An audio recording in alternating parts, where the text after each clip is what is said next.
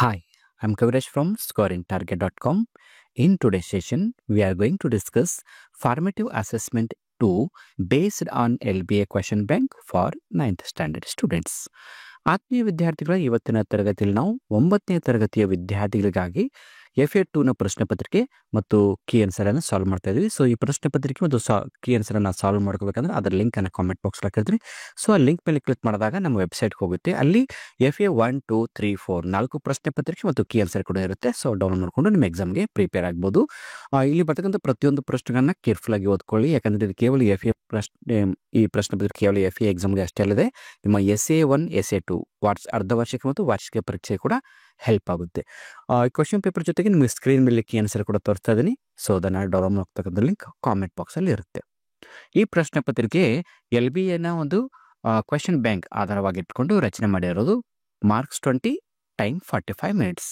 So main question number 1 ಅಲ್ಲಿ ನಮಗೆ multiple choice questions ಇರುತ್ತೆ. ಒಂದೊಂದು ಅಂಕದ್ದು 2 ಪ್ರಶ್ನೆ. ಇದರಲ್ಲಿ ಮೊದಲನೇ ಪ್ರಶ್ನೆ, choose the appropriate question tag for the following statement.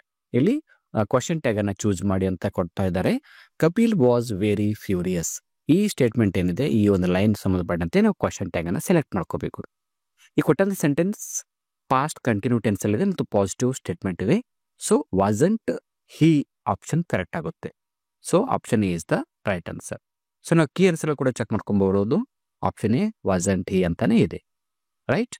ಈಗ ಎರಡನೇ ಪ್ರಶ್ನೆ, read the following dialogue and identify the language function of the underlined sentence.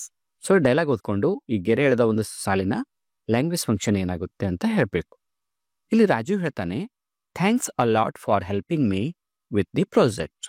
ಅದಕ್ಕೆ ರವಿ ಹೇಳ್ತಾನೆ, no problem at all, I am glad that I could help. So ಈ ಒಂದು sentence ಇದರ language function ಏನಾಗುತ್ತೆ?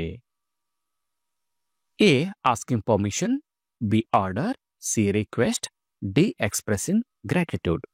So ಸರಿಯಾದ ಉತ್ತರ ಎಕ್ಸ್ಪ್ರೆಸಿಂಗ್ ಗ್ರಾಟಿಟ್ಯೂಡ್. ನಾವು main question number 2. ಇಲ್ಲಿ ಡೂ ಆಸ್ ಅ ಡೈರೆಕ್ಟರಿಗೆ ಸಂಬಂಧಪಟ್ಟಂತ ಪ್ರಶ್ನೆಗಳು ಒಂದೊಂದು ಅಂಕದ್ದು 2. ಇದರಲ್ಲಿ ಮೂರನೇ ಪ್ರಶ್ನೆ, fill in the blank using the correct article. So ಬಿಟ್ಟ ಸ್ಥಳವನ್ನು ಆರ್ಟಿಕಲ್ದಿಂದ ತುಂಬಿ ಅಂತ ಬರ್ತಾ ಇದೆ. ಸೆಂಟೆನ್ಸ್ ಏನಿದೆ, Kapil's dream was to travel around dash world ಅಂತ ಇದೆ. ಇಲ್ಲಿ ಕರೆಕ್ಟ್ ಉತ್ತರ ಆಪ್ಷನ್ ಏನ್ ಬರೀಬೇಕಂದ್ರೆ ದ ಬರೀಬೇಕು. THE the. ನಾಲ್ಕನೇ ಪ್ರಶ್ನೆ, write the correct form of the word given in the brackets. Cricket is an dash international game. ಇಲ್ಲಿ ಇಂಟರ್ನ್ಯಾಷನ್ ಅಂತ ಕೊಟ್ಟಿದ್ದಾರೆ, ಇಂಟರ್ನ್ಯಾಷನ್. ಈಗ ನಾವು ಇದಕ್ಕೆ ಏನ್ ಮಾಡಬೇಕು, ಈ ವರ್ಡ್ ಅನ್ನ ಕರೆಕ್ಟ್ ಫಾರ್ಮ್ ಅಲ್ಲಿ ತುಂಬಬೇಕು. ಸೊ ಇಂಟರ್ನ್ಯಾಷನ್ ಇದಕ್ಕೆ ನಾವು ಇಂಟರ್ನ್ಯಾಷನಲ್ ಅಂತ ಮಾಡಬೇಕು. ನೋಡಿ, ಇಂಟರ್ನ್ಯಾಷನಲ್ AL ಅನ್ನ ಕೊನೆಗೆ ಆಡ್ ಮಾಡಬೇಕು. ಓಕೆ.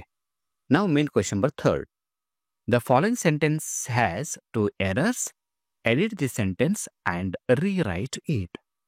ಇಲ್ಲಿ ಕೆಳಗಡೆ ಒಂದು ಚಿಕ್ಕದಾದ ಪ್ಯಾರಾಗ್ರಾಫ್ ಕೊಟ್ಟಿರ್ತಾರೆ. ಆ ಪ್ಯಾರಾಗ್ರಾಫ್ ಅಲ್ಲಿ ಏನೇನು ತಪ್ಪಾಗಿದೆ ಅಂತ A ಮತ್ತು B ಅಲ್ಲಿ ಕ್ಲೂಸ್ ಕೊಟ್ಟಿರ್ತಾರೆ. ಕ್ಲೂಸ್ ಅನ್ನ ನೋಡಿಸ್ಕೊಂಡು ನಾವು ನೋಡ್ಕೊಂಡೇ ಮಾಡಬೇಕು. ಈ ಕೊಟ್ಟಂತ ಈ ಪ್ಯಾರಾಗ್ರಾಫ್ ಏನಿದೆ ಇದಕ್ಕೆ ಸರಿಪಡಿಸಬೇಕು. ಇದು 2 ಅಂಕದ ಒಂದು ಪ್ರಶ್ನೆ ಇರುತ್ತೆ. ಏನಿದೆ ನೋಡಿ, I start removing the packets which were full occupying the lift ಅಂತ ಸೆಂಟೆನ್ಸ್ ಇದೆ. ಇಲ್ಲಿ ಕ್ಲೂ ಎ ಏನಿದೆ, verbal mistake to be corrected. ಇಲ್ಲಿ ಎಲ್ಲೋ ಒಂದು ವರ್ಬ್ ತಪ್ಪಾಗಿದೆ, ಸರಿಪಡಿಸಿ ಅಂತ. ಇನ್ನು B, spelling mistake to be corrected. ಇಲ್ಲಿ ಎಲ್ಲೋ ಒಂದು ಸ್ಪೆಲ್ಲಿಂಗ್ ಮಿಸ್ಟೇಕ್ ಆಗಿದೆ, ಸರಿಪಡಿಸಿ ಅಂತ. ನೋಡಿ, I start removing the packets which were ಇದು ಪಾಸ್ಟ್ ಟೆನ್ಸ್ ಅಲ್ಲಿದೆ. ಸೊ ಅದಕ್ಕಾಗಿ ನಾವು ಸ್ಟಾರ್ಟ್ ಇದ್ದು ಸ್ಟಾರ್ಟೆಡ್ ಅಂತ ಮಾಡಬೇಕು. ಇದು verbal mistake. Packets which were full occupying ಅದಲ್ಲ, ಇದು ಫುಲ್ಲಿ ಅಕ್ಯುಪೈಂಗ್ ಅಂತ ಹಾಕಬೇಕು. FULLY, ಅದು ಸ್ಪೆಲ್ಲಿಂಗ್ ಮಿಸ್ಟೇಕ್. ಸೊ ನಾವು ಆನ್ಸರ್ ನೋಡ್ಕೊಂಬರೋಣ. ನೋಡಿ, ಎ ಸ್ಟಾರ್ಟೆಡ್, ಬಿ FULLY. ಈಗ main question number 4. Answer the following questions in 2 or 3 sentences each. ಈ ಕೆಳಗಿನ ಪ್ರಶ್ನೆಗಳಿಗೆ 2-3 ವಾಕ್ಯಗಳಲ್ಲಿ ಉತ್ತರ ಬರೆಯಿರಿ ಅಂತ ಇದೆ. 2 ಅಂಕದ 2 ಪ್ರಶ್ನೆಗಳು. ಇದರಲ್ಲಿ 6ನೇ ಪ್ರಶ್ನೆ, what was the cure suggested by the simple old women. ಇಲ್ಲಿ ಮಹಿಳೆ ಯಾವ ಒಂದು ಸಲಹೆಯನ್ನ ಕೊಟ್ಟರು, ಕಾಯಿಲೆಯಿಂದ ವಾಸಿಯಾಗಲು ಒಂದು ಸರಳವಾದ ಉಪಾಯವನ್ನು ಕೊಟ್ಟರಲ್ಲ. ಸೊ ಆ ಒಂದು ಐಡಿಯಾ, ಆ ಒಂದು ಉಪಾಯ ಏನು ಅಂತ ಕೇಳಿದ್ದಾರೆ. ಸೊ ತಮಗೆ ಇದು ಗೊತ್ತಾಗಿದೆ ಅನ್ಕೋತಿ ಯಾವ ಪಾಠ ಅದು ದ ಹ್ಯಾಪಿ ಕ್ಯೂರ್ ಅಂತಕ್ಕಂಥ ಸಪ್ಲಿಮೆಂಟರಿ ರೀಡಿಂಗ್ದಿಂದ ಈ ಒಂದು ಪ್ರಶ್ನೆ. ಸೊ ಆನ್ಸರ್ ನೋಡ್ಕೊಂಬರೋಣ. 6ನೇ ಪ್ರಶ್ನೆದ್ದು. Okay. The simple old women suggested that the king needed to sleep one night in the shirt of a happy man to cure his imagined illness. So ರಾಜ ತನ್ನ ಕಾಯಿಲೆ, ಕಾಲ್ಪನಿಕ ಕಾಯಿಲೆಯಿಂದ ವಾಸಿ ಆಗ್ಬೇಕಂದ್ರೆ ಆತ ಸಂತೋಷದಿಂದ ಇರತಕ್ಕಂಥ ವ್ಯಕ್ತಿಯ ಒಂದು ಶರ್ಟನ್ನು, ಒಂದು ಅಂಗಿಯನ್ನ ಇಡೀ ರಾತ್ರಿ ಹಾಕೊಂಡು ಮಲ್ಕೋಬೇಕು. ಈ ಪರಿಹಾರವನ್ನು ಕೊಟ್ಟಳು. 7ನೇ ಪ್ರಶ್ನೆ. How do you think doctors can improve their image with their language? So ವೈದ್ಯರು ತಮ್ಮ ಒಂದು ವೃತ್ತಿಯನ್ನು, ತಮ್ಮ ಒಂದು ಶೈಲಿಯನ್ನು, ತಮ್ಮ ಭಾಷೆಯನ್ನು ಯಾವ ಥರ ಅಭಿವೃದ್ಧಿ ಪಡಿಸಬೇಕು ಅಂತ. ಇದು ವಾಟ್ ಎವರ್ ವಿ ಡು ಪಾಠದಿಂದ ಈ ಒಂದು ಪ್ರಶ್ನೆ. ಅಂದರೆ ವೈದ್ಯರು ಯಾವ ಥರ ಇರಬೇಕು? Answer: doctors can improve their image by talking nicely. ವೈದ್ಯರು ಚೆನ್ನಾಗಿ ಮಾತಾಡಬೇಕು. ರೀಅಶ್ಯೂರಿಂಗ್ಲಿ, ಧೈರ್ಯ ತುಂಬತಕ್ಕಂಥ ಮಾತುಗಳನ್ನು ಆಡಬೇಕು. That is a part of treatment. A couple of friendly words from the doctor or a smile can go long way in making the patient feel better. So ವೈದ್ಯರು ಏನಂದ್ರೆ ಮಾತುಗಳು ಫ್ರೆಂಡ್ಲಿಯಾಗಿ ಮಾತಾಡಬೇಕು, ಜೊತೆಗೆ ಮುಖದಲ್ಲಿ ಒಂದು ನಗು ಇರಬೇಕು. ಇಷ್ಟು ಮಾಡಿ ಟ್ರೀಟ್ಮೆಂಟ್ ಮಾಡಿದರೆ ಪೇಷಂಟ್ಗೆ ಕಾಯಿಲೆ ವಾಸಿ ಆಗುತ್ತೆ. ಈ ಥರ ತಮ್ಮ ಇಮೇಜನ್ನು ಇಂಪ್ರೂವ್ ಮಾಡ್ಕೋಬಹುದು ಅಂತ ಇಲ್ಲಿ ಸಜೆಸ್ಟ್ ಮಾಡಿದ್ದು. ಈಗ main question number 5. Answer the following question in 5 to 6 sentences. So ಇದು 3 ಅಂಕದ ಒಂದು ಪ್ರಶ್ನೆ ಇದೆ. 8ನೇ ಪ್ರಶ್ನೆ ಏನು? Betty was a hard working girl during her school days. Justify your answer. ಇಲ್ಲಿ ಬೆಟ್ಟಿ ತನ್ನ ಶಾಲಾ ದಿನಗಳಲ್ಲಿ ತುಂಬ ಕಷ್ಟಪಟ್ಟು ವರ್ಕ್ ಮಾಡ್ತಾ ಇದ್ರು ಅನ್ನೋದನ್ನು ನಾವು ಸಮರ್ಥಿಸಿ ಬರೆಯಬೇಕು. ಇದು ಅ ಗರ್ಲ್ ಕಾಲ್ಡ್ ಗೋಲ್ಡನ್ ಪೊಯಮ್ದಿಂದ ಈ ಒಂದು ಪ್ರಶ್ನೆ. ಓಕೆ, ನಾವು go to see the answer. Betty ಕತ್ಪಟ್ was hard working girl during her school days. The poem highlights her dedication ಅಂದರೆ ಈ ಕವನ ಅವಳ ಒಂದು ಸಮರ್ಪಣಾ ಮನೋಭಾವವನ್ನು ತೋರಿಸುತ್ತೆ. ಆಂಬಿಷನ್, ಅವಳ ಗುರಿಯನ್ನು ತೋರಿಸುತ್ತೆ. ಆ್ಯಂಡ್ ಪರ್ಸಿವರೆನ್ಸ್ ಅಂದರೆ ಸತತವಾದ ಪ್ರಯತ್ನ. ಈ 3 ಕ್ವಾಲಿಟೀಸನ್ನು ಹೈಲೈಟ್ ಮಾಡುತ್ತೆ. C sprints when her classmates run. ಅವಳ ಕ್ಲಾಸ್ಮೇಟ್ಸ್ ಎಲ್ಲ ರನ್ ಮಾಡ್ತಿರ್ಬೇಕಾದ್ರೆ ಅವಳು ಸ್ಪ್ರಿಂಟ್ ಮಾಡ್ತಾಯಿದ್ರು. ಅಂದರೆ ರನ್ ಅಂತಕ್ಕಿಂತಲೂ ವೇಗವಾದದಕ್ಕೆ ನಾವು ಸ್ಪ್ರಿಂಟ್ ಅಂತ ಕರಿತೀವಿ. And runs when they walk. ಇನ್ನು ಅವರೆಲ್ಲ ಗೆಳತಿಯರು ನಡೀತಿರ್ಬೇಕಾದ್ರೆ ಇವಳು ಓಡ್ತಿದ್ರು. ಈ ಥರ ಅಂದರೆ ಗೆಳತಿಯರು ಏನು ಮಾಡ್ತಿದ್ರು, ಅವುಗಳನ್ನ ವಿಶ್ರಾಂತಿ ತಗೊಳ್ಳೋದು, ಎಂಜಾಯ್ ಮಾಡೋದು, ಎಂಟರ್ಟೈನ್ಮೆಂಟ್ ಮಾಡೋದು, ಸೊ ಅವುಗಳನ್ನ ಮಾಡ್ತಾ ಇರಲಿಲ್ಲ ಅವಳು.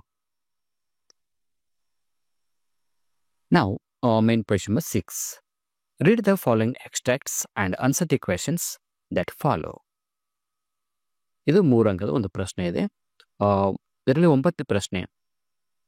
She counted them regularly. ಅವಳು ದಿನ ಅಲ್ಲೂ ಅವುಗಳನ್ನು ಎಣಿಸ್ತಾ ಇದ್ಳು. ಇದು ನಮಗೆ ಗೊತ್ತಿತ್ತು ಮೈ ಬಿಗಿನಿಂಗ್ಸ್ ಪಾಠದಿಂದ ಈ ಒಂದು statement. A, who is the speaker. ಈ ಮಾತು ಯಾರು ಹೇಳಿದ್ರು? ಈ ಮಾತು ಕಪಿಲ್ ದೇವ್ ಅವರು ಹೇಳ್ತಾರೆ. ಇನ್ನು B, who is see here. ಇಲ್ಲಿ ಸಿ, ಅವಳು ಅಂದರೆ ಯಾರು? ಕಪಿಲ್ ದೇವ್ ಅವರ ಮನೆ ಪಕ್ಕದಲ್ಲಿರ್ತಕ್ಕಂಥ ಆಂಟ್. ಇನ್ನು C, what did C count regularly. ಅವಳು ದಿನಾಲು ಏನು ಎಣಿಸ್ತಾ ಇದ್ದಳು? ಪೊಮೊಗ್ರಾನೆಟ್ಗಳನ್ನ ಎಣಿಸ್ತಾ ಇದ್ದಳು. ಸೊ ನಾವು ಕೀ ಆನ್ಸರಲ್ಲಿ ಉತ್ತರ ಕೊಟ್ಟಿದ್ದು ನೋಡಿ. ಎ ಆಪ್ಷನ್ದು Kapil Dev, B neighbour aunt, C pomegranates. Okay, next question. Main question number 7. Quote from memory. ಇಲ್ಲೊಂದು ಪೋಯಮ್ನ ಸ್ಟಾಂಜ ಕೊಟ್ಟಿರ್ತಾರೆ, ಅದನ್ನು ನಾವು ಕಂಪ್ಲೀಟ್ ಮಾಡಬೇಕು. ಇದು 4 ಅಂಕದ ಒಂದು ಪ್ರಶ್ನೆ.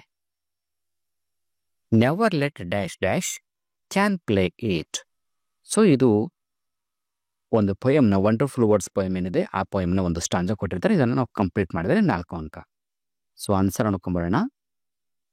Never let a thought shrivel and dye.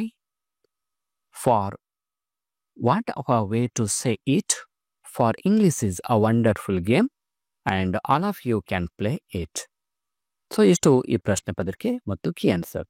ಈ ಪ್ರಶ್ನೆ ಪತ್ರಿಕೆ ಜೊತೆಗೆ FA1, FA2, FA3, FA4 ಮತ್ತು LBA ಪ್ರಶ್ನೆ ಪತ್ರಿಕೆಯನ್ನು ಡೌನ್ಲೋಡ್ ಮಾಡ್ಕೋಬೇಕಂದ್ರೆ ಅದರ ಲಿಂಕನ್ನು ಕಾಮೆಂಟ್ ಬಾಕ್ಸ್ ಹಾಕಿರ್ತೀನಿ.